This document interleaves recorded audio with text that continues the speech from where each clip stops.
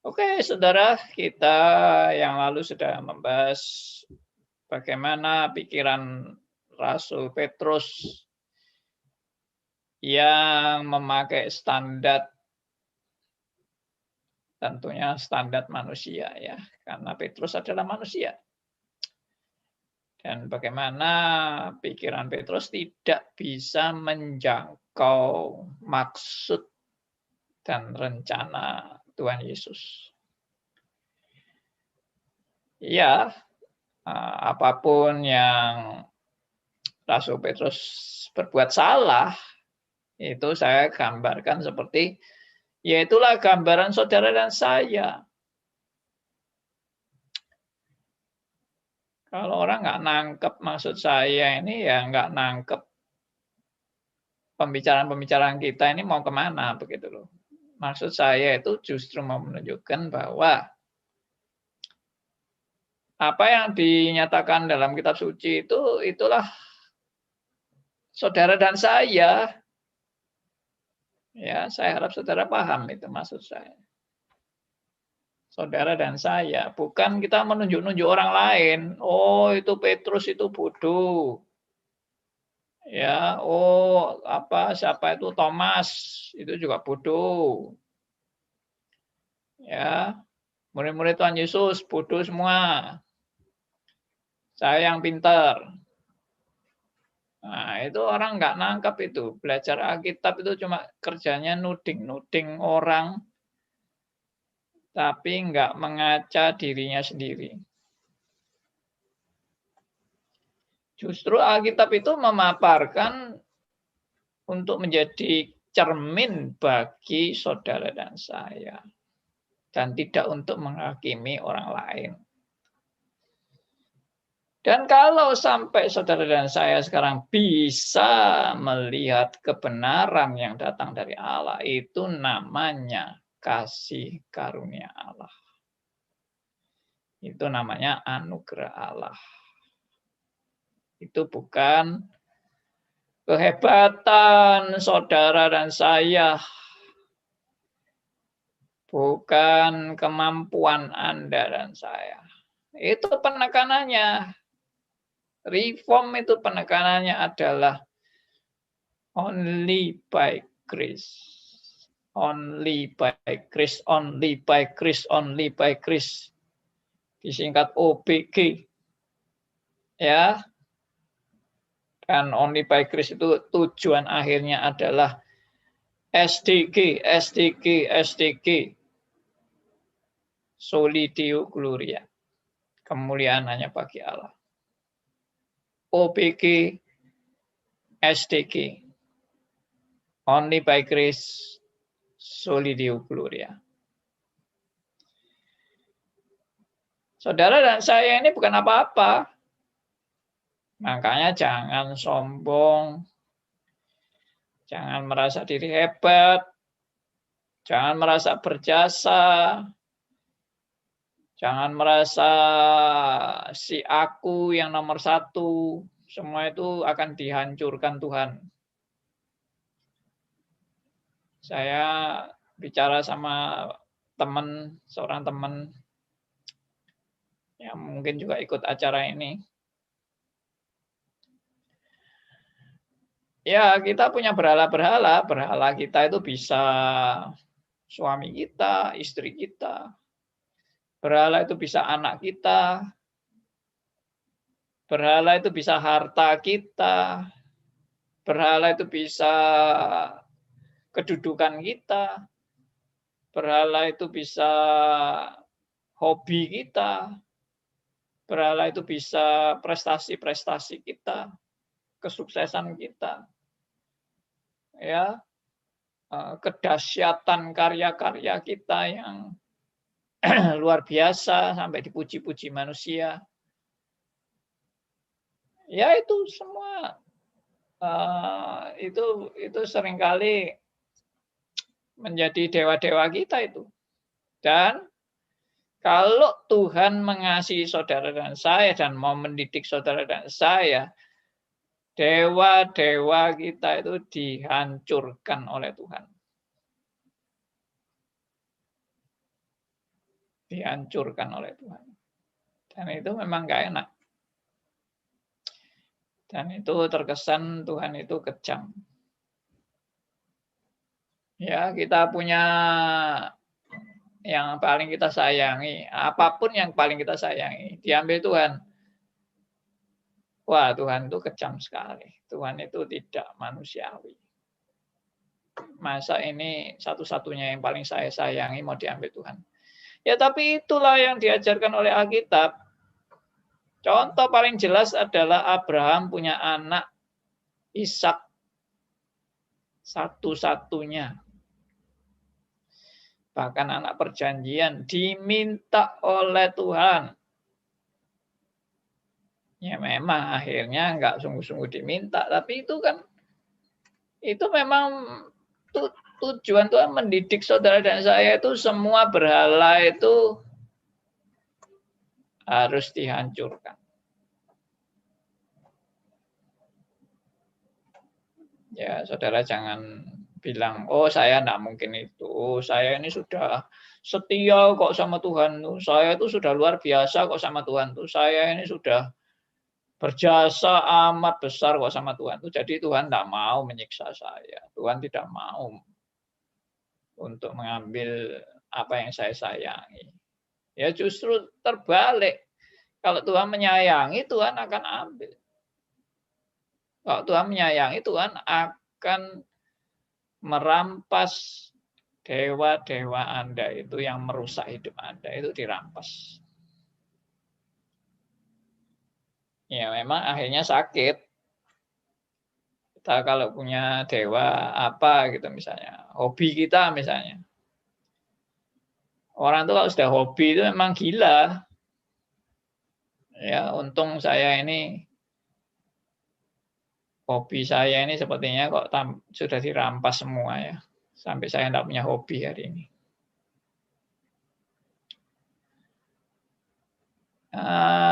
Jadi kalau orang punya hobi lalu sampai gila dengan hobinya itu lalu diambil hobinya itu, aduh rasanya sakit hati luar biasa kan. Ya kalau saya sekarang sih mau diambil, mungkin yang paling berat kalau diambil itu ya saya bilang sama teman diskusi saya itu, berhala paling akhir yang akan diambil Tuhan itu adalah si aku.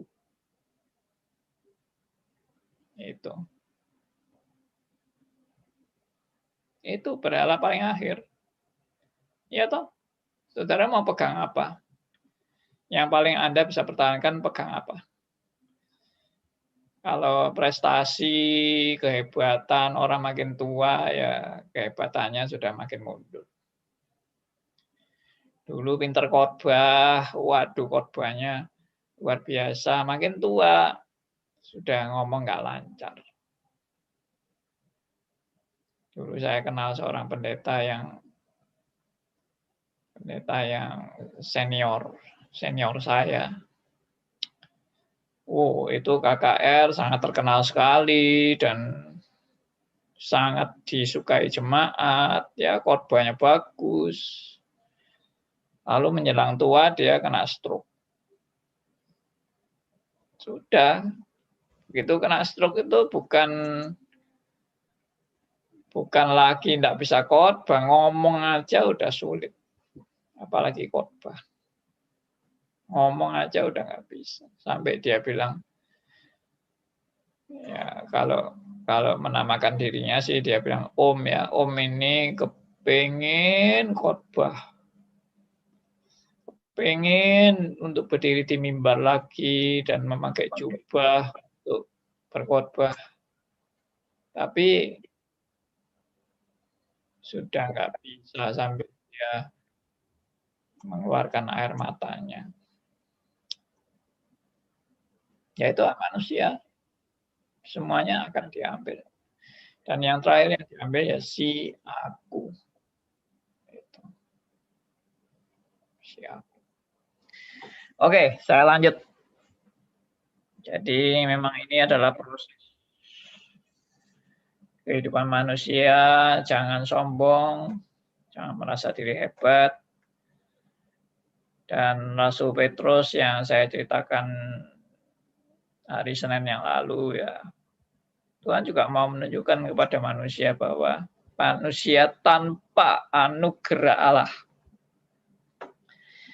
ya akan seperti Petrus, pikirannya pikiran manusiawi. Itu sudah wajar itu. Pikiran manusiawi itu sudah baik daripada tidak punya pikiran manusiawi, daripada pikirannya pikiran binatang. Pikiran Rasul Petrus itu dalam norma-norma yang baik, tapi tidak memahami maksud Allah. Meskipun dalam norma-norma yang baik. Petrus tidak pernah ingin mencelakai Tuhan Yesus. Petrus tidak pernah ingin mengkhianati Tuhan Yesus. Petrus tidak pernah tidak mau taat kepada Kristus. Dia rindunya dia taat 100%. Itu kan norma-norma yang baik. Tapi dalam norma-norma yang baik tidak memahami maksud Allah. Tidak memahami kebenaran. Yaitu itu yang kita bahas di doktrin Allah kemarin. Ya, kuliah doktrin Allah kemarin. Saya tanya, pertanyaannya begini. Mana yang lebih benar? Mengetahui kebenaran tapi tidak mampu melakukan hal yang baik. Ya, mengenal kebenaran tapi tidak mampu melakukan yang baik. Atau mampu melakukan yang baik tapi tidak mengenal kebenaran. Nah, mana yang lebih penting? Atau mana yang seharusnya lebih diutamakan? Mengenal kebenaran atau melakukan yang baik? Nah, ini aja sudah banyak pandangan-pandangan yang macam-macam dalam kelas itu. Ada yang condong ke arah yang benar, ada yang juga salah. Ya. Tapi ya itulah. Tadi saya bilang, Petrus itu kan maunya yang baik kan? Dia mau membela Tuhan Yesus. Dia mau berpihak pada Tuhan Yesus. Itu pikiran Petrus. Saya mau bela guru saya. Tidak boleh mati. Tidak boleh ada yang membunuh. Saya sikat habis yang mau bunuh guru saya. Baik kan? Baik. Tapi tidak mengenal kebenaran. Ya, tidak mengenal kebenaran. Mau melakukan yang baik tapi tidak mengenal kebenaran. Nah, itu akibatnya fatal. Ya, oke. Wah, banyak ini saudara yang akan dikumpulkan kalau bicara soal pikiran manusia, pikiran Allah, itu banyak sekali. Ya, saya juga mau bahas ini yang kemarin saya bahas di doktrin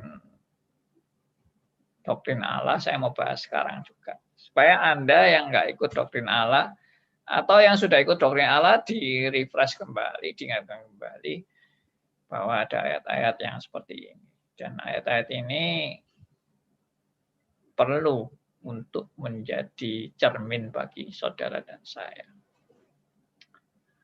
Ya, ayatnya adalah di Roma pasal 10. Roma 10 ayat 2 sampai 3. Atau lengkapnya dibaca Roma 10 ayat 1 sampai 3. Oke, saya bacakan. Silakan. Roma 10 ayat 1 sampai 3. Dikatakan, saudara-saudara, keinginan hatiku dan doaku kepada Tuhan ialah supaya mereka diselamatkan. sebab aku dapat memberi kesaksian tentang mereka bahwa mereka sungguh-sungguh giat untuk Allah, tetapi tanpa pengertian yang benar. Sebab oleh karena mereka tidak mengenal kebenaran Allah, dan oleh karena mereka berusaha untuk mendirikan kebenaran mereka sendiri, maka mereka tidak takluk kepada kebenaran Allah. Ya, ayat 2, aku sudah memberi kesaksian tentang mereka bahwa mereka sungguh-sungguh giat untuk Allah. Berarti kan melakukan hal yang bermoral tinggi kan. Sungguh-sungguh giat untuk Allah ini suatu perbuatan moral yang tinggi. Sesuatu yang baik. Dia tidak sungguh-sungguh giat untuk ngerampok misalnya. Sungguh-sungguh giat untuk korupsi. Sungguh-sungguh giat untuk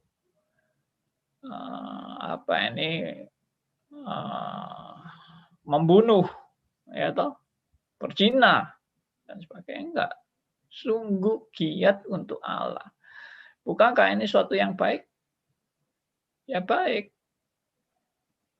Tapi ayat ini dilanjutkan dengan kata tetapi. Nah ini saya beberapa kali kan suka menekankan. Di Alkitab itu sering tertulis kata tetapi. Apa maksudnya tetapi? Tetapi itu maksudnya menyangkali statement yang sebelumnya. Ya. Jadi kata tetapi ini langsung nggak enak. Misalnya khotbahmu itu bagus, tetapi wah itu. Jadi bagusnya langsung teralat dengan kata tetapi, ya toh. Ya enggak apa-apa, memang tetapi itu memang harus ada karena memang tidak ada manusia yang sempurna. Tapi ini mengoreksi yang lain lagi ya. Oke, saya teruskan. Mereka sungguh-sungguh giat untuk Allah, tetapi tanpa pengertian yang benar. Nah, ini yang menjadi suatu hal yang penting dalam pikiran manusia. PS pikiran Allah. Jadi orang yang giat untuk Allah ini tidak punya pengertian yang benar. Berarti pengertian yang benar ini sangat-sangat penting. Sangat-sangat penting. Saudara jangan tawar-menawar dengan tidak perlulah pengertian yang benar itu tidak perlu. Yang penting adalah sungguh-sungguh giat untuk Allah. Yang penting adalah kita itu mengasihi sesama. Yang penting kita itu melakukan segala sesuatu untuk Allah. Itu yang penting. Tentang pengertian yang benar itu tidak penting. Loh, kayak apa? Kalau kita lihat ayat ini, ayat 2 ini sudah tidak usah diragukan bahwa yang terpenting adalah pengertian yang benar. Ya, mungkin nanti ada yang protes. Pak, banyak orang yang punya pengertian yang benar tapi perbuatannya nggak cocok. Nah, nanti dulu. Yang dimaksud pengertian yang benar itu apa? Itu bukan hanya sekedar knowledge, bukan hanya sekedar tahu, bukan hanya sekedar pengetahuan, bukan hanya sekedar kognitif. Ya. Karena kita kalau cuma sekedar pengetahuan ya itu memang cuma berhenti di otak aja. Ya. Sebentar ini saya share ayatnya jadi supaya semua melihat. Nih. Ya, sebab aku dapat memberi kesaksian tentang mereka. Bahwa mereka sungguh-sungguh giat untuk Allah. Ini yang tadi saya bilang, ini kan bermoral kan. Suatu perbuatan yang bagus kan. Giat untuk Allah ini. Ini kan perbuatan kan. Makanya tadi saya pertanyaannya kan, mana yang lebih penting?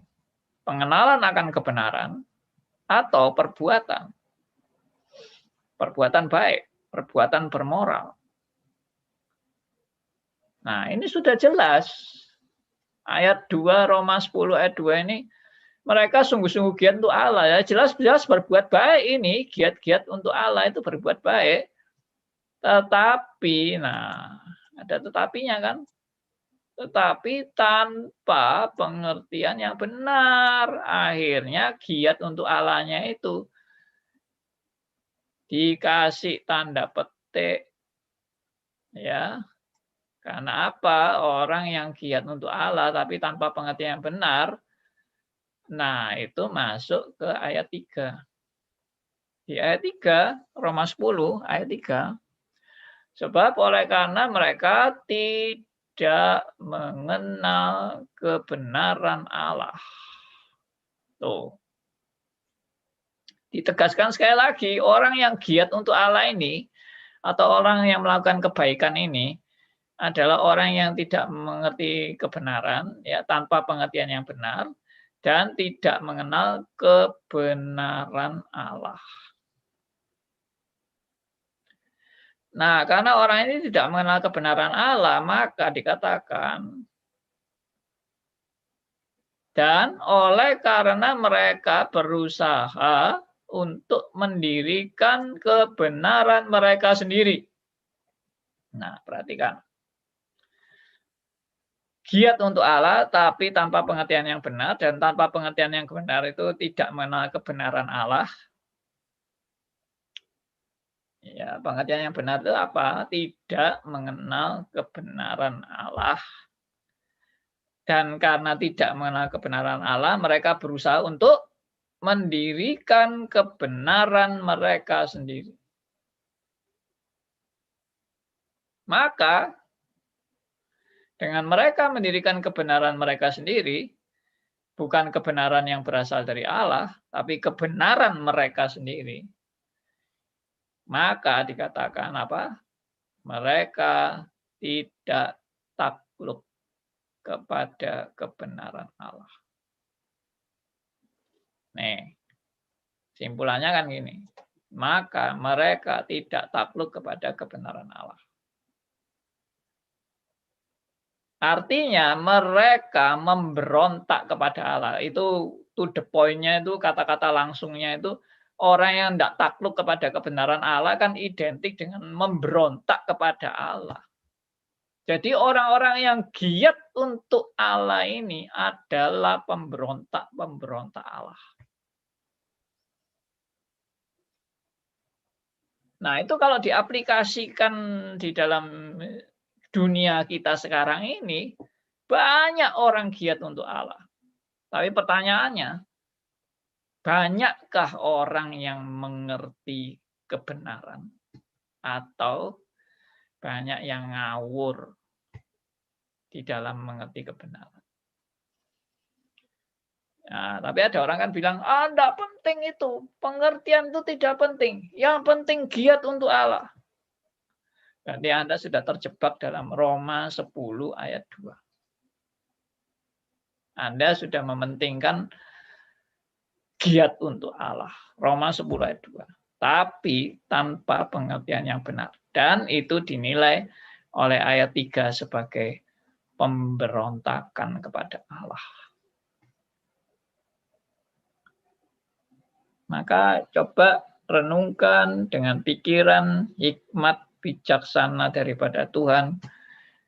Ya, akal budi yang Tuhan sudah anugerahkan kepada saudara dan saya untuk memahami hal yang amat esensial ini, bahwa mana yang lebih penting, perbuatan baik atau mengenal kebenaran. Sekali lagi, ada orang bilang, loh Pak, kalau orang sudah mengenal kebenaran tapi perbuatannya nggak baik, terus bagaimana? Ini seringkali pertanyaan-pertanyaan yang dinyatakan yang ya memang itulah. Memang cara berpikir kita ini seringkali cara berpikir yang parsial. Ya, parsial itu sepotong-sepotong yang tidak lengkap. Jadi sekarang saya ingin mengajak saudara tuh berpikir secara komprehensif, berpikir secara integrated, berpikir secara utuh, ya, komprehensif, integrated, ya, utuh seutuhnya, dan harmonis, harus harmonis. Jadi begini,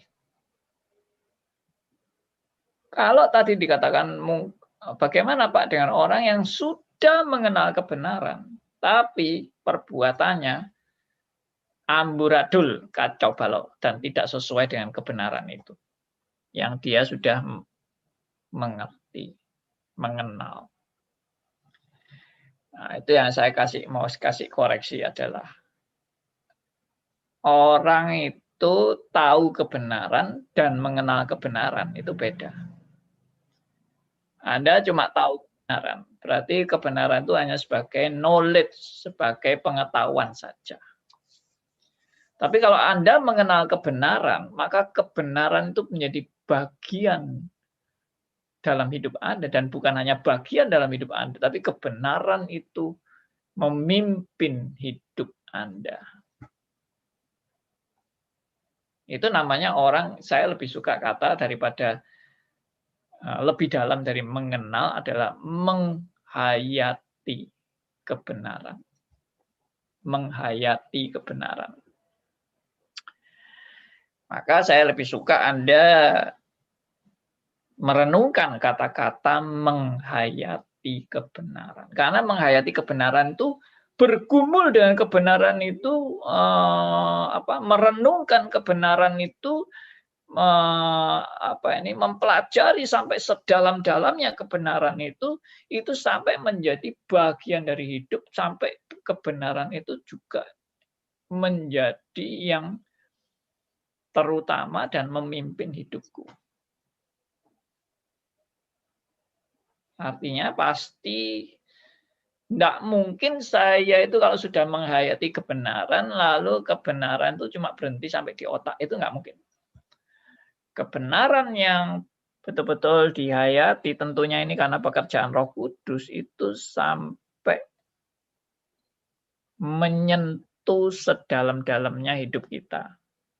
Sampai kepada hal batiniah. Batiniah. Nah, itu saya pakai istilah batiniah, bukan kebatinan loh ya. Bukan, tapi batiniah itu sampai sedalam-dalamnya. Kebenaran yang Anda dan saya hayati dalam hidup itu sampai sedalam-dalamnya kita hayati dalam hidup kita. Kita gumulkan dalam hidup kita. Kita betul-betul merenungkan sedalam-dalamnya kebenaran itu. Kalau orang betul-betul seperti itu ya, kebenaran itu nyata dalam hidupnya dia, yang dia mengerti, dia pahami, dia hayati, itu pasti berpengaruh. Pasti berpengaruh dalam hidupnya. Sekarang enggak usah ngomong tentang kebenaran Allah. Ngomong aja tentang pikiran umum. Ya, pikiran umum. Misalnya, ini belajar tentang pikiran kan, topik kita ini. Misalnya, Anda itu sudah diajar dari orang tua sejak kecil. Tidak boleh mencuri. Mencuri itu jahat. Mencuri itu memalukan. Mencuri itu suatu yang dilarang oleh Tuhan. Mencuri itu membuat Anda nanti dihukum dengan keras. Mencuri itu perbuatan yang amat sangat jelek. Itu terus-menerus diajarkan kepada Anda sejak kecil. Mencuri salah, mencuri tidak boleh, mencuri akan dihukum, mencuri itu akan ditangkap, ya, ditangkap polisi dan sebagainya dan sebagainya. Maka kalau itu terus-menerus ditanamkan dalam pikiran kita sejak kecil, kita itu langsung dalam hidup kita setelah besar itu bisa kita punya semboyan hidup hidupku sama sekali tidak mau mencuri. Karena itu sudah ditanamkan sampai seakar-akarnya dalam hidup kita. Ini padahal belum mengenai firman, ini cuma perintah dari orang tua. Itu aja berpengaruh dalam kehidupan. Iya kan? Kata-kata orang tua yang berulang-ulang sampai itu menjadi suatu pendirian kebenaran dalam hidup saudara dan saya, maka itu berpengaruh. Itu baru kata-kata orang tua. Apalagi orang mengenal kebenaran yang datang dari Allah. Lalu kebenaran itu sia-sia, tidak ada gunanya. Tidak mungkin. Wong kebenaran tadi dari orang tua kepada anak aja berpengaruh, apalagi kebenaran sejati yang datang dari Allah kepada anak-anaknya. Pasti berpengaruh. Jadi itu tidak ada kalau dikatakan orang sudah mengenal kebenaran tapi hidupnya tidak dirubah sama sekali. Dia mengenal kebenaran doktrin reform. Wih, ngelontok kebenaran doktrin reformnya. Wih, sampai mendarah daging doktrin reformnya. Tapi perbuatannya kok nggak cocok.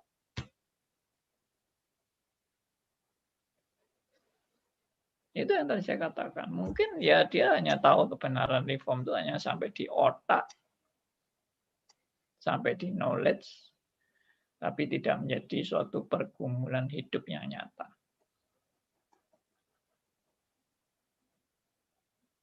Di pihak lain,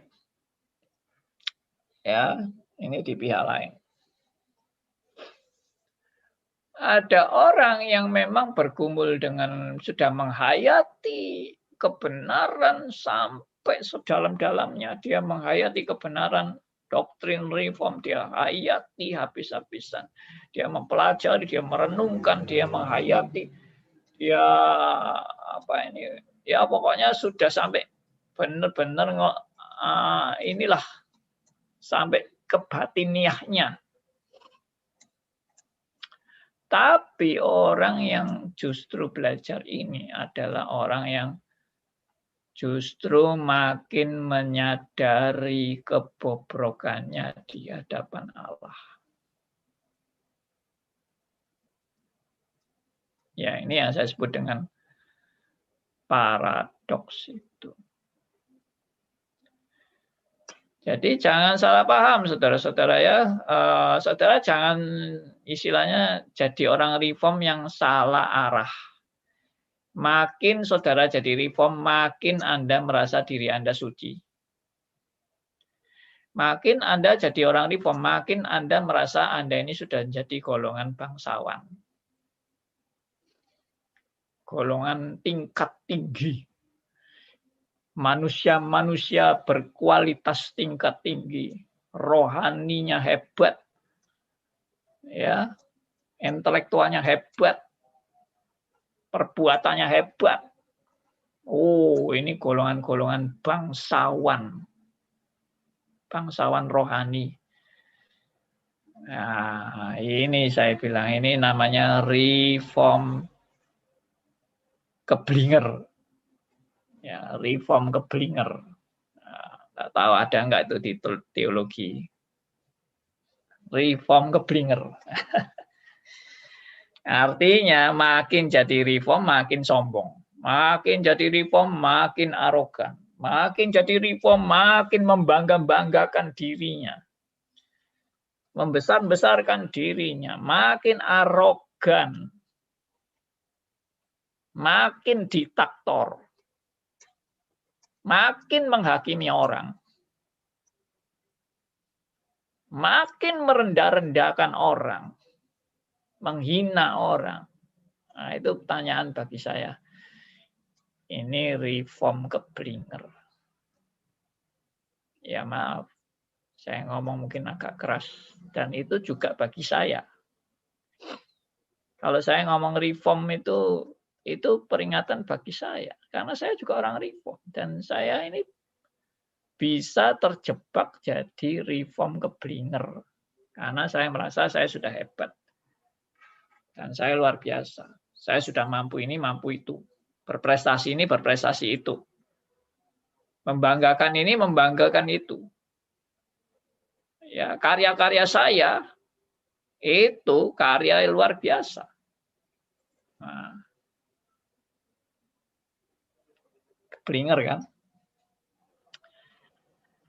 Padahal maksud Tuhan itu supaya dengan Anda makin menghayati kebenaran yang sejati, Anda makin bisa mengaca diri sendiri dengan lebih transparan siapakah diri Anda di hadapan Allah.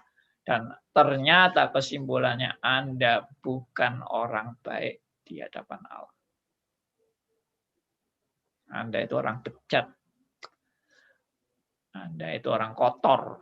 Anda orang hina. Anda orang tidak layak. Anda orang celaka di hadapan Allah. Semua nabi yang ketemu Allah selalu ngomong, celakalah aku. Karena apa? Karena melihat kekudusan Allah yang luar biasa. Ya itu yang Tuhan mau. Dengan Anda mengenal kebenaran itu bukan makin menyombongkan kebenaran. Tapi dengan Anda mengenal kebenaran, Anda ditelanjangi. Istilah to the point-nya itu, Anda ditelanjangi. Senang nggak ditelanjangi? Nggak senang kan? Tersinggung kan? Marah kan mungkin? Nah itu. Tapi Tuhan mau kita datang kepada Dia dengan merendahkan diri kita. Dengan apa adanya kita. Ya, saya memang orang sombong Tuhan. Saya memang orang yang sok hebat Tuhan. Ampuni aku. Aku memang orang yang akunya terlalu tinggi Tuhan. Ampuni aku. Ya itu. Nah, ini adalah orang-orang yang Tuhan sudah bukakan. Mata rohaninya terbuka. Tapi kalau belajar reform makin sombong, makin merasa hebat, makin merasa luar biasa, makin menghakimi orang, makin merendahkan orang lain, yang tidak reform makin menghina-hina, menjelek-jelekan. Saya khawatir ini jadi salah arah. Reformnya itu kalau bahasa Jawanya salah kedaden. Salah kedaden itu kalau diterjemahkan lagi ke Indonesia salah kejadiannya.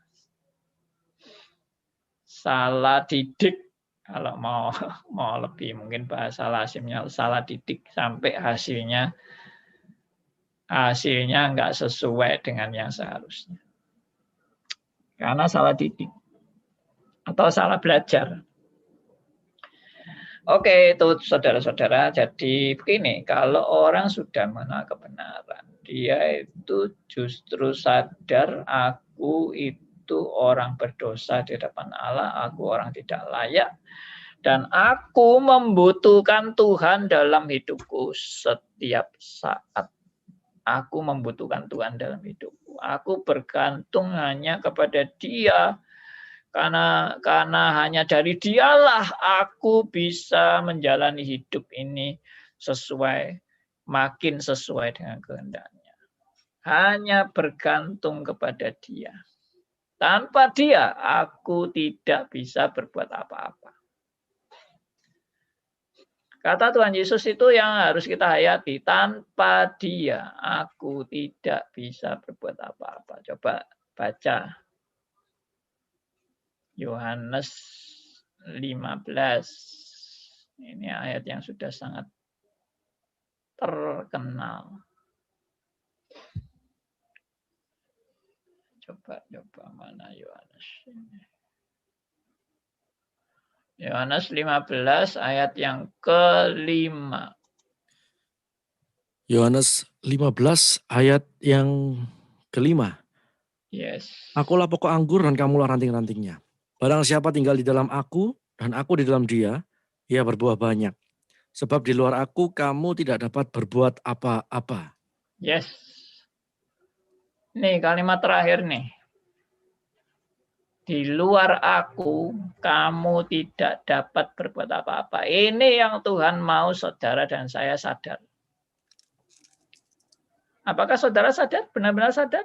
Di luar Kristus, aku tidak dapat berbuat apa-apa. Atau saudara masih merasa, biarpun di luar Kristus, aku masih bisa makan, aku masih bisa cari duit, aku masih bisa berkarya. Siapa bilang di luar Kristus aku tidak dapat berbuat apa-apa? Banyak yang aku bisa berbuat di luar Kristus. Nah, ini orang nggak nangkep maksudnya. Maksudnya tidak bisa berbuat apa-apa itu apa? Tidak bisa berbuat apa-apa yang menurut standar Allah. Anda tidak mungkin bisa berbuat apa-apa yang menurut standar Allah. Atau menurut maunya Allah. Anda nggak bisa berbuat apa-apa. Jadi ini mau menunjukkan apa? Kebergantungan mutlak kita kepada Kristus. Akulah pokok anggur dan kamulah ranting-rantingnya. Maka dikatakan ranting itu tidak bisa berbuah dari dirinya sendiri. Perhatikan ini. Ayat 4. Ranting tidak dapat berbuah dari dirinya sendiri. Ini ilustrasi Tuhan Yesus ini memang ilustrasi yang hikmat luar biasa ya.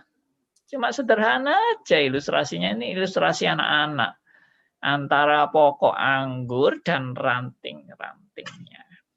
Dikatakan kamu tinggal di dalam aku dan firman-Ku tinggal di dalam kamu, maka kamu akan berbuah banyak. Sebab di luar aku kamu tidak bisa berbuat apa-apa. Dan ayat 4 dikatakan ranting tidak dapat berbuah dari dirinya sendiri. Itu logik sekali. Ya coba aja ranting itu kesan Anda potong. Waktu Anda potong, ya lalu dia kering. Bisakah dia berbuah dari dirinya sendiri? Jangan diapa-apakan. Jangan disetek atau jangan dipindahkan ke pot atau apa. Nggak usah, biarin aja. Bisa nggak berbuah? Nggak bisa. Dia harus melekat pada pokok anggur. Oke. Nah, ini apalagi tadi yang saya mau tekankan? Yang saya mau tekankan adalah kebergantungan kepada Allah. Ya. Ini suatu hal yang amat sangat indah yang saudara dan saya bisa pelajari malam hari ini. Oke, saya berhenti sampai di sini. Mungkin ada yang mau bertanya dan sebagainya, silahkan. Saya Pak Andi. Ada yang mau bertanya? Pak Hendarto. Silakan, Pak Liman ya? Hendarto, Pak. Hendarto, Oh, Pak Hendarto, silakan. Pak, apa yang dipaparkan oleh Bapak tadi menakutkan buat saya, Pak. Kalau Pak, seperti yang tertulis di dalam Alkitab, bukan orang yang bersuruh kepada Bapak, aku yang akan selamat, tapi pada hari penghakiman malah Tuhan Yesus menyatakan, hanyalah engkau, aku tidak mengenal engkau. Ya. Itu sangat menakutkan sekali, Pak. Ya. Iya. Tapi di Yohanes 15 ini Pak ada yang ranting juga yang di pokok anggur itu tapi yang tidak berbuah. Yang itu juga dipotong, Pak. Nah, itu Iya. sangat mengerikan sekali, Pak. Itu, Pak. Mengerikan dan menakutkan bahwa kita ini benar-benar bobrok sekali dan sangat-sangat najis dan hina itu, Pak. Iya. Itu aja yang saya ngerti dari tadi, Pak. Terima kasih, Pak. Baik. Apa yang di-sharingkan Pak Hendarto ini justru menurut saya adalah suatu yang memang ingin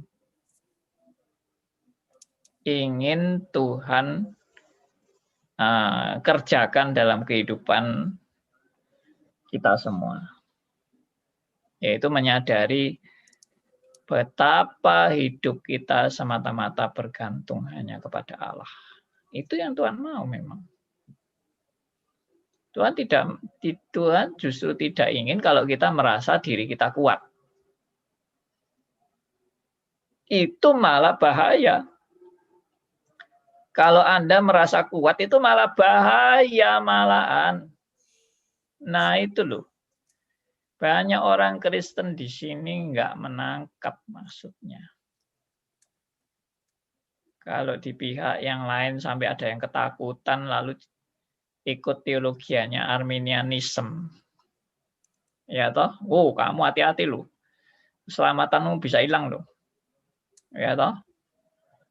Kalau keselamatanmu hilang, kamu binasa.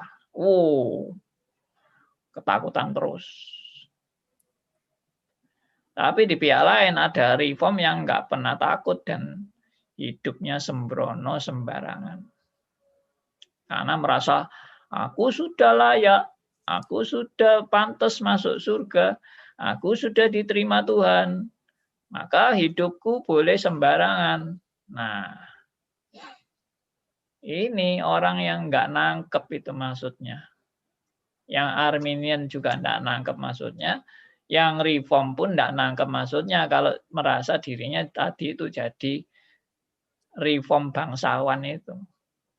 Yang merasa dirinya golongan rohaniawan yang amat sangat tinggi, yang kelasnya kelas saleh, ya, kelas bangsawan, orang hebat, itu omong kosong semua itu.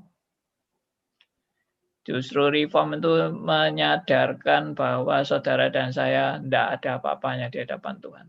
Justru itu yang benar. Tidak ada apa-apanya, tapi jangan bunuh diri kalau sudah tahu tidak ada apa-apanya.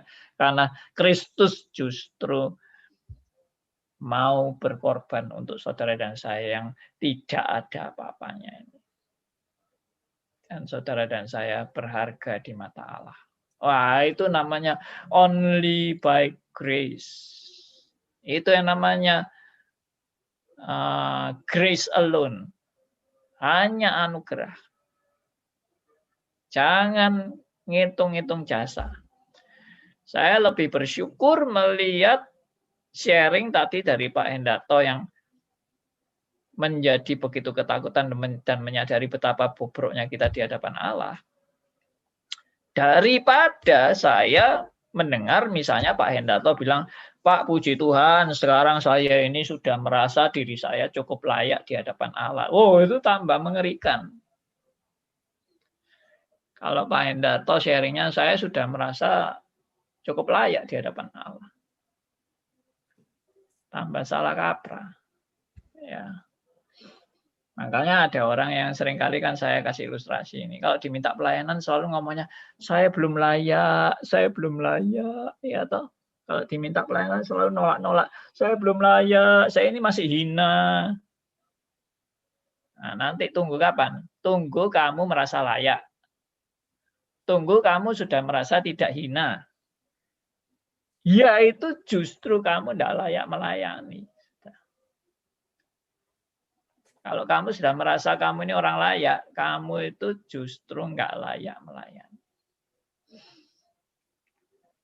Karena Tuhan itu tidak memanggil orang yang layak. Tapi Tuhan itu memanggil orang yang menyadari ketidaklayakannya dan dosa-dosanya dan mau datang pada Kristus. Bertobat datang pada Kristus. Jangan lalu disalahgunakan lagi kata-kata saya. Kalau begitu ya tidak apa-apa, kita berdosa terus sambil melayani. Mari kita menikmati dosa-dosa kita dan mari kita sambil melayani karena Tuhan memang mau menerima orang-orang yang nggak layak seperti kita. Nah, ini salah lagi. Saya percaya orang yang tidak layak yang dipanggil Tuhan, dia akan terus bergumul, dia akan terus dihajar, dia akan terus mengalami proses ya jatuh bangun dalam didikan dan ajaran Tuhan. Tidak pernah selesai seumur hidup. Dan bergumul terus. Ya itulah hidup Kristen. Tidak pernah selesai. Dan itulah yang Tuhan mau. Yang bertumbuh dalam pikiran saudara dan saya. Ya. Saya ini baru men-sharingkan hal-hal yang pikiran-pikiran yang berkaitan dengan hidup orang percaya secara devosional. Secara beribadah kepada Tuhan. Oke. Silakan kalau ada yang mau tanya lagi. Di WhatsApp sudah ada yang bertanya, Pak. Silakan. Ada Bu Tripi dari Jogja. Mohon penjelasan Bapak Andi. Ada orang yang berkata dia tidak setuju dengan syair lagu waktu Tuhan itu waktu yang terbaik. Tapi syair lagu itu jika diterapkan pada orang-orang yang terpapar COVID-19 hingga meninggal atau jatuhnya pesawat terbang yang menewaskan seluruh penumpang, dan dia berpendapat bahwa Allah tidak pernah merencanakan peristiwa itu terjadi bagi manusia. Benarkah pendapat orang ini, Pak Andi? Siapa yang tanya itu? Bu Tripi dari Jogja. Ya, saya yakin orang yang ngomong itu belum ikut stres.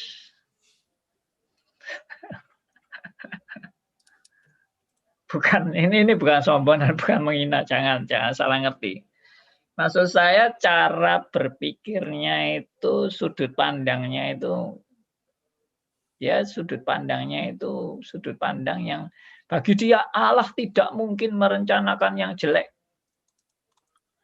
Ya, Allah itu tidak mungkin mencelakakan anak-anaknya. Nah, pikiran seperti ini tuh sama dengan pikiran Rasul Petrus yang hari Senin yang lalu kita bahas itu. Rasul Petrus begitu mendengar Tuhan Yesus akan disiksa, akan ditangkap, akan dibunuh. Ya toh. Rasul Petrus langsung bereaksi. Enggak mungkin ini terjadi padamu. Dijauhkanlah ini daripadamu. Wah. Ya toh, berarti bagi Petrus apa? Allah itu tidak mungkin mencelakakan gurunya yang agung dan mulia ini. Tidak mungkin. Dan pandangan Petrus itu bukan salah sebetulnya. Pandangan Petrus itu ya memang sebatas yang dia mengerti tentang umum. Kebenaran-kebenaran umum bahwa Allah itu selalu melindungi anak-anaknya. Nah, kalau Allah melindungi anak-anaknya kan tidak mungkin kita dibiarkan mengalami kejahatan atau mengalami musibah, kecelakaan dan sebagainya. Nah, mungkin Allah itu baik kok. Allah itu baik. Nah, kalau Allah baik, kenapa anak-anak Tuhan kok bisa mati? Nah, itu aja pertanyaannya. Kenapa Habil kok mati? Mati dibunuh Kain lagi. Padahal itu anak Tuhan loh, Habil itu. Habil itu yang mencintai Tuhan loh, bukan Kain loh. Tapi Kain benci lalu memukul Habil sampai mati. Kenapa Tuhan tidak melindungi? Itu tidak bisa dijawab kalau kita tidak pernah punya pikiran bahwa semua ada di dalam kedaulatannya, semua ada di dalam kontrolnya, semua ada di dalam keputusan kehendaknya yang sempurna. Nah, itu tidak akan sampai bisa mengerti itu kalau kita pikiran kita cuma Allah itu pokoknya selalu punya rencana yang indah dan baik untuk anak-anaknya. Tidak mungkin anaknya dibiarkan celaka, kena musibah, kena COVID-19, kecelakaan pesawat, gempa bumi, tsunami, apa, semua anak Tuhan tidak mungkin kena celaka itu. Sampai dibunuh orang, dan sebagainya, dan sebagainya.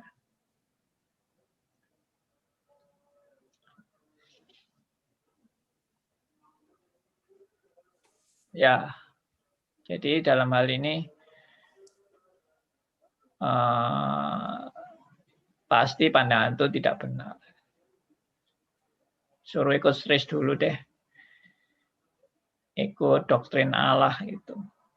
Mengenal penetapan Allah, kedaulatan Allah yang sempurna dan tidak mungkin salah.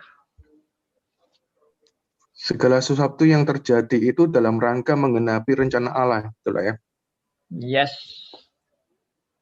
Nah, ini Pak Endato mantep ini. Doktrinnya mantep. Segala sesuatu terjadi bukan hanya itu rencana Allah, tetapi untuk menggenapi apa yang Tuhan sudah tetapkan.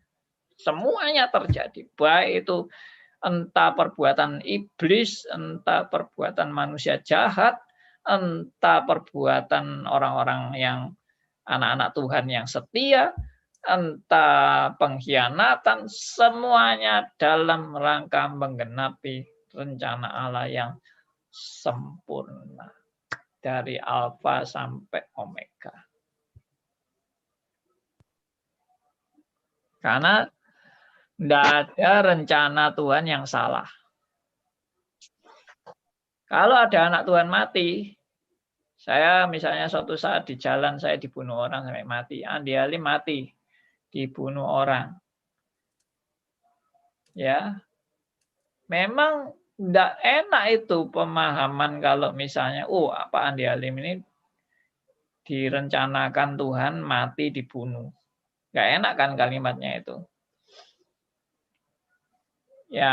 Yang bagus itu adalah kalau mati waktu naik mimbar misalnya. Lagi khotbah terus Tuhan angkat ke surga. Wah, itu paling mulia itu ya toh. Waktu khotbah terangkat ke surga. Tidak mati tapi terangkat ke surga seperti Elia itu. Wah, itu paling terhormat itu. Tapi murid-murid Tuhan Yesus itu dibakar hidup-hidup, dipotong-potong tubuhnya, ya, gantung, dipancung. Itu murid-murid Tuhan Yesus. Mati sebagai martir. Ya, jawabannya itu menggenapi rencana Allah. Tapi darah kaum martir tidak akan diam. Ya, itu buktinya Injil tersebar kemana-mana. Ya, kaum martir boleh dibunuh, tapi darahnya tetap bersuara. Nah, itu sebetulnya bahasa simboliknya bahwa semangat kaum martir meskipun mereka dibunuh, tapi semangat kaum martir tidak akan lenyap dan akan diteruskan generasi berikutnya. Jadi kematian hamba Tuhan itu cuma tanda sudah selesai tugasnya di dunia dan pekerjaan Tuhan yang akan diteruskan dan akan digenapi melalui hamba-hamba Tuhan lain yang akan melanjutkan. Jadi nggak masalah itu. Oke, di Zoom ada Bulani atau Pak Elia yang mau bergabung, silakan. Ya, Pak Andi, selamat malam Pak Andi. Malam Bulani. Nah, Pak Andi, saya masih penasaran yang kemarin Pak. Boleh nggak nanya Pak? Yang kemarin Ya. itu.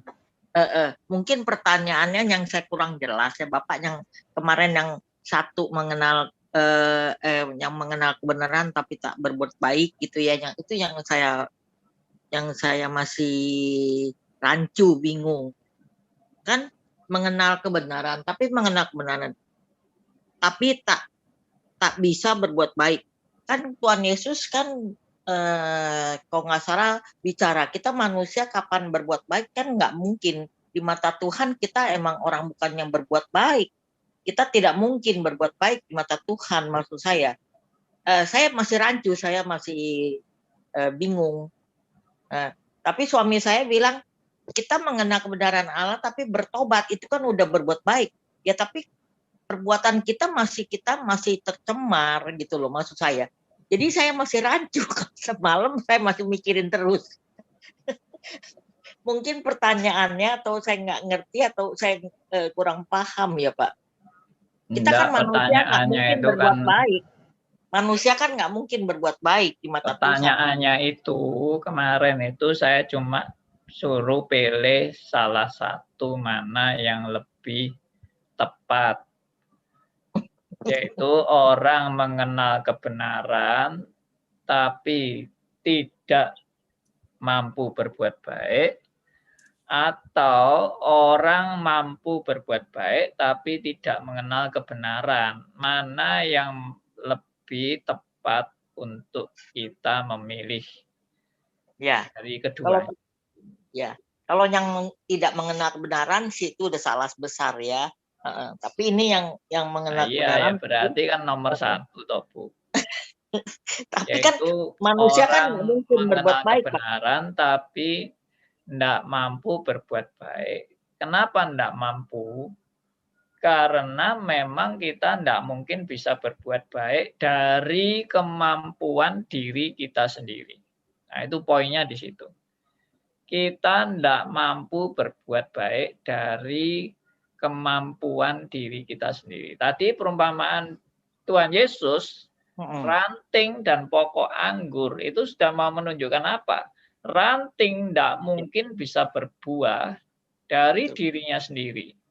Ranting baru bisa berbuah kalau melekat pada pokok anggur. Nah, ranting itu adalah kita. Pokok anggur itu adalah Kristus. Maka kalau kita di luar Kristus, kita tidak mungkin bisa berbuat yang seturut dengan kehendak Allah.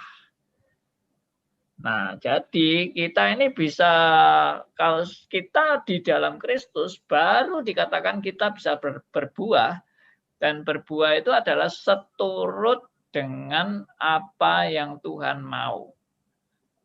Nah, seturut dengan apa yang Tuhan mau itu adalah bukan hasil kemampuan kita, tapi itu hasil pekerjaan Roh Kudus dalam kehidupan orang percaya. Jadi sebetulnya orang percaya ini sebetulnya tidak mampu apa-apa kalau tidak melekat pada Kristus, dan tidak mampu apa-apa kalau Roh Kudus tidak bekerja. Maka dengan kata lain, orang Kristen dari dirinya sendiri memang tidak bisa berbuat apa-apa. Dia bisa berbuat baik itu karena anugerah. Nah, itu poinnya. Saya harap bulan ini nangkap ini. Poinnya menjadi orang Kristen itu adalah only by grace, bukan saya, tapi anugerah Allah. Jadi jangan merasa mampu berbuat baik. Orang Kristen tidak pernah, justru tidak boleh berbangga dengan dia mampu berbuat baik. Dia sangat tidak mampu. Dan kalau sampai dia bisa berbuat, ya tanda petik, kebaikan itu bukan hasil dari dia. Itu hasil pekerjaan Roh Kudus di dalam hidupnya dia. Nah, ini saya harap nangkep maksudnya. Dan itu melalui proses hari demi hari, nggak pernah selesai seumur hidup sampai mati. Proses itu akan terus menerus. Gitu. Jadi tidak pernah kita merasa, oh saya sudah mampu, oh saya sudah bisa berbuat baik, oh saya sudah lulus jadi orang Kristen. Tidak pernah.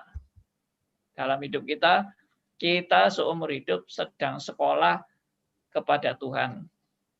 Dan dididik oleh Tuhan terus-menerus seumur hidup sampai titik darah penghabisan. Ya, itu maksudnya yang maksud saya emang kita tuh semuanya tak mungkin berbuat baik.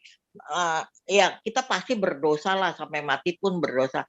Maka itu justru Tuhan Yesus datang itu kan untuk mengampuni dosa kita. Kita banyak banget dosanya dan kita orang jahat, kita orang berdosa. Maksud saya gitu. Kita tidak mampu berbuat baik ya karena dia datang, dia mengasihi kita karena anugerahnya kita diselamatkan kan. Tapi kita sendiri emang tidak mampu berbuat baik, maksud saya begitu. Jadi ya Maksudnya gitu. Jadi saya kan bilang kemarin kalau ini ya bukannya apa, saya jadi yang rancu. Jadi saya bilang dua-duanya ya nggak mungkin. Kita kan nggak bisa berbuat baik. Mengenal kebenaran pun, kita percaya Tuhan pun, pendeta pun, pastor pun, Ya, siapa yang makanya suci? Bu, Tidak yang ada benar yang itu kan berarti nomor satu. Karena nomor satu itu mengenal kebenaran, tapi tidak berbuat bisa. baik. Ya, Berarti yang nomor satu toh yang benar. Kan tadi Bu Lani sudah ya, bilang tidak ada orang bisa berbuat baik. Berarti nomor ya. satu itu ya betul, memang dia tidak bisa berbuat baik.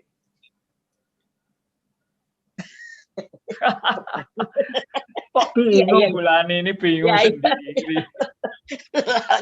lagi linglung. Ya, emang maksudnya saya gitu. Maksudnya saya kan orang berdosa, saya orang Lah salah. iya, Ya kan? ya betul. Jadi menurut Tuhan Yesus juga kita kan nggak ada manusia yang berbuat baik. Justru Iya, makanya gunanya itu nomor kan satu yang gunanya betul, Bu. udah Nomor satu itu yang betul, mengenal saya kebenaran tapi rancu. tidak bisa berbuat baik. Gitu. Memang kalau pertanyaannya saya sih betul-betul apalagi kalau Patong nanya, aduh, mesti mikirnya lama loh. Karena kita bisa Bu Lani kan bilang kemarin dua-dua tidak betul. Loh, yang betul itu nomor satu. Jadi mengenal kebenaran tapi tidak mampu berbuat baik. Ya, jadi ini saya kalimatnya saya yang rancu. Saya pikir mengenal kebenaran pasti kita baik gitu loh. Itu menurut saya. Enggak. Ya, itu Nggak justru. mungkin kita bisa berbuat baik ya. Ya makanya Soalnya saya tiap kan hari juga saya pertanyaan udah saya kan salah. orang mengenal kebenaran tapi tidak berbuat baik. Iya kan? Pertanyaan saya kan itu. Saya bilang nanti lain kali kalau pertanyaan saya nggak jawab dulu, pikir panjang dulu. Ya Pak, terima kasih Pak. Oke. Pak Andi. Ya Pak Theodor. Pak, di sini ya. Silakan, aku Pak. mungkin Pak agak guyon sedikit aja Pak. Balik ke Guyon, ya. reform, balik ke reform bangsawan tadi Pak. Ya. Mungkin ada tips dari Bapak untuk reform bangsawan itu belusukan ke bawah Pak. Dia lebih merakyat gitu Pak. Ya dia nggak di atas terus Pak. Dia ke bawah juga belusukan gitu. Apa dirubah pola doanya Pak atau dirubah cara baca Alkitabnya? Masalahnya itu kalau sudah reform bangsawan, merasa diri sudah reform bangsawan, dia itu jijik untuk mau ke bawah itu. Di bawah itu tempat kotor-kotor yang dia merasa najis. Makanya dia merasa begitu tingginya sampai nggak mau ke bawah lagi. Nah itu reform bangsawan.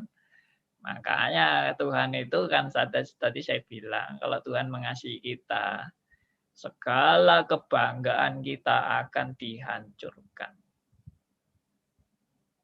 Itu kalau Tuhan mengasihi kita. Ya kan? Jadi bukan kita yang menghancurkan diri kita sendiri, tidak bisa kita menghancurkan diri kita sendiri, tidak bisa. Yang bisa menghancurkan kita hanyalah Tuhan.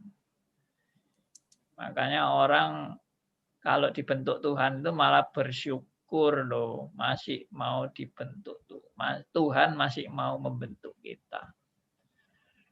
Yang lebih mengerikan kalau Tuhan sudah membiarkan kita. Membiarkan dan tidak dianggap sama Tuhan. Wes, kamu mau sukses, ya. Kamu mau jadi bangsawan, jadi bangsawan. Ya. Kamu mau sombong dengan prestasi-prestasimu, silakan. Tambah sukses, tambah hebat kamu. Tambah dipuji-puji orang kamu. Lah ini tambah mengerikan kalau seperti itu. Ya, no. Kalau justru tambah di bahasa Surabayanya itu dibelejeti. Ya. Dibelejeti itu apa artinya? Dihabisin itu ya. Kalau justru kita ini Tuhan tuh mau sampai kita itu dihabisin. Itu malah itu kasih Tuhan itu. Pak Andi sedikit Pak. Oke, Pak Elia dulu ya. Silakan Pak Elia. Only by grace, silakan. Tadi saya menyimak tentang apa tuh, kalau kita mau lupa ya kalimat Pak Andi bagaimana. Cuma saya menangkap kalau itu pekerjaan Roh Kudus ya menurut saya loh Pak. Maka Pak Yusa tolong cari Pak, Anda kan calon pendeta. Di mana ayat yang mengatakan biarlah aku makin berkurang, dia makin bertambah. Poinnya adalah Yohanes 3 ayat 30. Oh, langsung dijawab ini. Benar-benar ini pendeta. Pendeta beneran. Kalau Yusa kan pendeta baru training, kalau setiap kali dengar Pak Andi bisa jadi pendeta, dia nanti suka masuk STT. Jadi ya, teruskan. Jadi saya begini Pak, kalau motivasi kita mencari kebenaran dari dalam diri kita sendiri Pak, wah amsyong deh. Amsyong, betul-betul amsyong. Kalau kita sudah menemukan ayat, bangganya aku menemukan rahasia firman. Dalam hati yang membuat menemukan belum tentu Roh Kudus loh. Iblis pun bisa memberikan satu ayat itu, kebenaran itu, namun motivasinya aku. Nah, kan gitu ya Pak ya. Jadi saya perlu ayat itu, cuma tadi nggak ketemu karena saya ingat waktu kapan Pak Yusa ngomong begini, dia bisa saya menyela dia masuk keluar ayat tuh bagus sekali. Jadi poinnya adalah teman-teman ya, kenapa dari pertama Pak Andi sudah mengangkat only by grace. Pak, kalau Armenian tuh tidak ada only Pak. Tuhan dengan saya yang merespon, saya yang mau berusaha, saya yang mau mencari firman dengan belajar di STT. Kalau sudah ketemu, sayanya yang akan naik Pak. Bukan only-nya. Kenapa? Doktrin mereka mengatakan Tuhan bekerja sama memberikan kita hikmat, akal budi. Nah, sebetulnya penjebakan itu yang belakangan ini saya lihat Pak Andi Halim membongkar dengan kasus yang sama. Kenapa? Kalau kita sudah menghargai kita yang berusaha, kita yang punya ide, waduh, bakal jatuh. Nah, itu sebabnya dengan seperti Oma Tante Lani tadi ya, sebetulnya pertanyaan Pak Andi pertama itu hanya pintu pembuka. Setelah itu ada yang berikutnya. Ternyata kalau tidak dalam ranting, ya dibakar. Satu lagi tentang Pak Hendarto ya. Kalau Pak Hendarto merasa bisa mempertobatkan orang, kalau enggak rasanya bersalah kepada Tuhan, itu juga yang saya katakan tadi, usahanya kita untuk mempertobatkan itu satu jebakan. Menurut hari ini sih kok menemukan reform bangsawannya. Oh, keren juga itu istilah baru itu. Thank you Pak. Reform bangsawan, ya. Terus ditambah reform keblinger. Wah, istilah baru Pak Tong bilang apa tuh supra rasio. Hari ini Pak Andi mengatakan keblinger dan bangsawan. Thank you. Besok apa lagi ya? Pak, langsung dibuat Jawa aja Pak, reform priayi Pak. Priayi. Ya, oke. Ayo silakan lanjut. Pak. Ini ada tulisannya Pak Theodor ini di Zoom ini. Saya bacakan ya. Ya. Rasul Yakobus bilang, hendaklah kamu juga menjadi pelaku firman dan bukan hanya pendengar saja. Berapa persen sebenarnya persentase antara pendengar dan pelaku firman? Apakah 50/50 atau mendengarnya cukup 20% saja, tapi prakteknya 80%? Semuanya itu 100%. Tapi 100% itu bukan kita. 100% itu pekerjaan Allah. Jadi kita bisa mendengar itu pun 100% anugerah Allah. Kalau Allah tidak bekerja, memimpin, membuka telinga kita tetap nggak bisa ngerti kebenaran. Kelihatannya mendengar, tapi nggak nangkep. Kelihatannya mendengar, tapi nggak ngerti.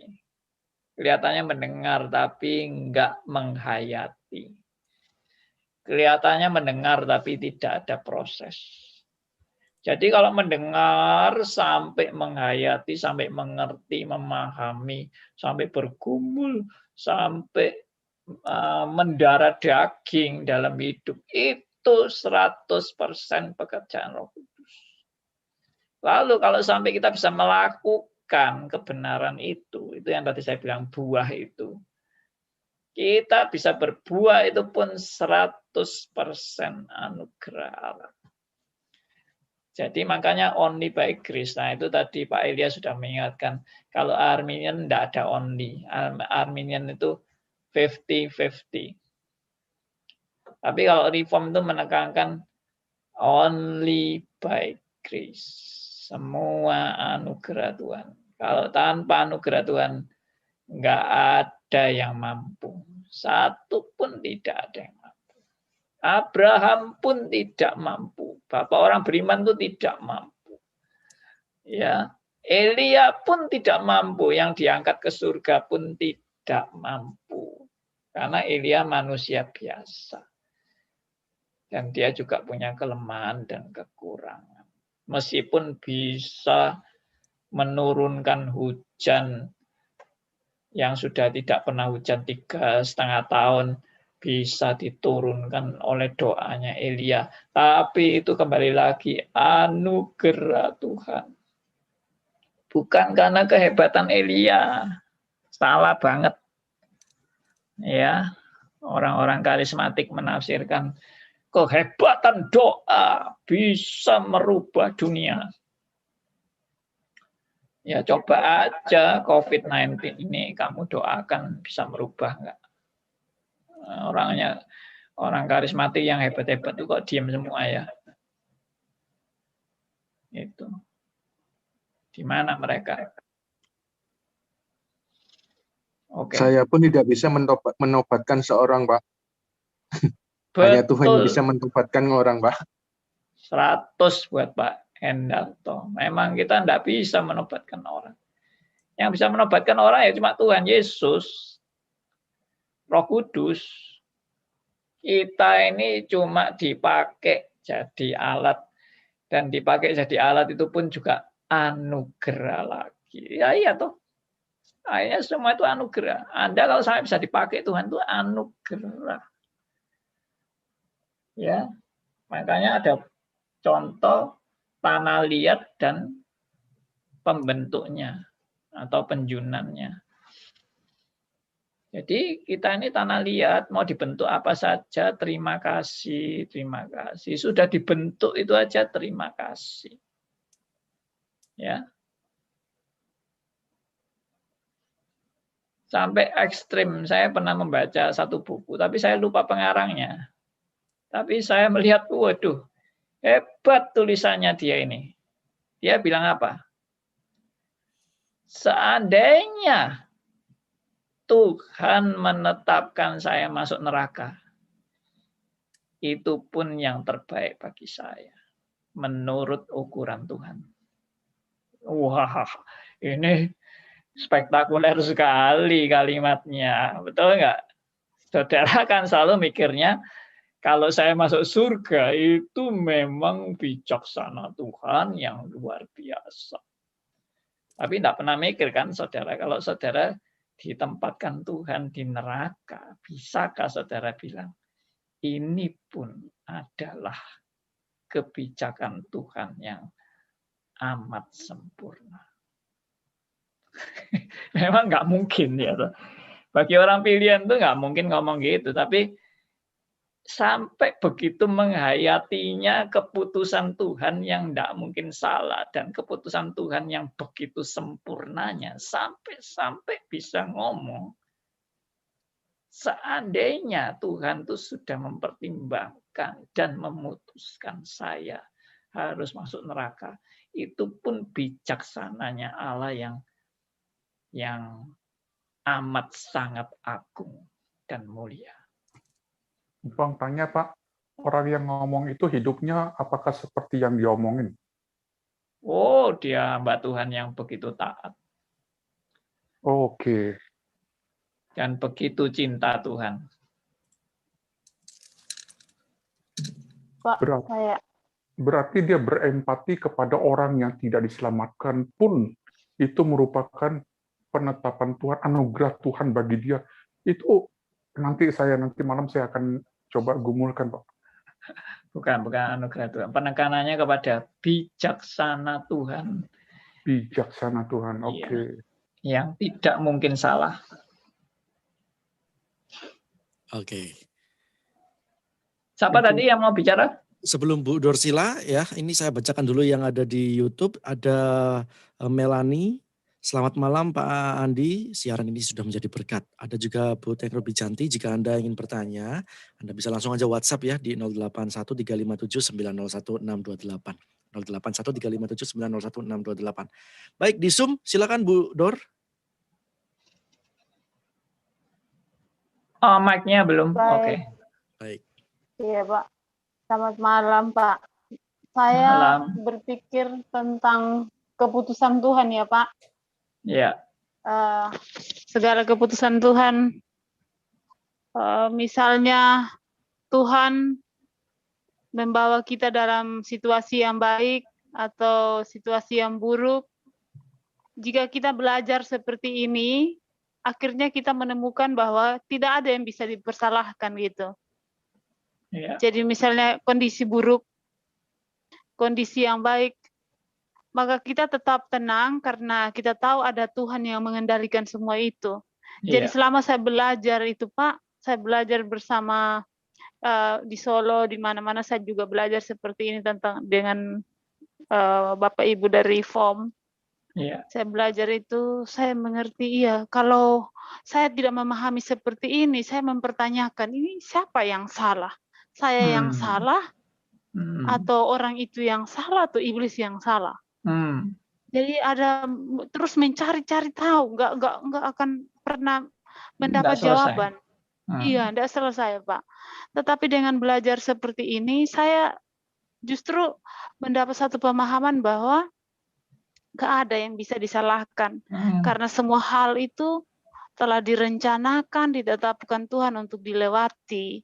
Jadi sikap hati adalah siap-siap untuk melewati semua itu sambil meminta pertolongan Tuhan untuk jangan memalukan Tuhan atau menghina Tuhan di tengah-tengah itu. Sekalipun kalau akhirnya menghina Tuhan, ya Tuhan bisa menolong untuk sadar gitu.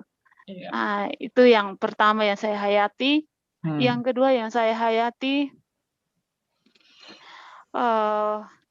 tentang orang di dalam Tuhan. Semakin saleh seseorang di dalam Tuhan, semakin orang itu merasa tidak layak di hadapan Allah. Sebagaimana penjelasan-penjelasan Bapak tadi dan juga apa yang dialami oleh orang-orang saleh itu, semakin orang saleh, semakin orang merasa tidak layak sama sekali di hadapan Tuhan dan dia melihat dirinya begitu hina. Terima kasih Pak, yang bisa saya simpulkan dalam berbagai hal. Saya juga bersyukur mendengar kesimpulan Bu Dorsila. Ya, dapat berkat-berkat dan pencerahan yang daripada Tuhan. Ya, itu juga only by grace. Oke, Pak Elia. Tapi maaf Pak Andi, maaf Bu Dorsila. Kalau ada orang mencuri di yayasan Anda, orang itu salah, tetap salah, walaupun itu adalah penetapan Tuhan. Lo harus dibenarkan ya konsep-konsep ini supaya nggak bertabrakan. Iya.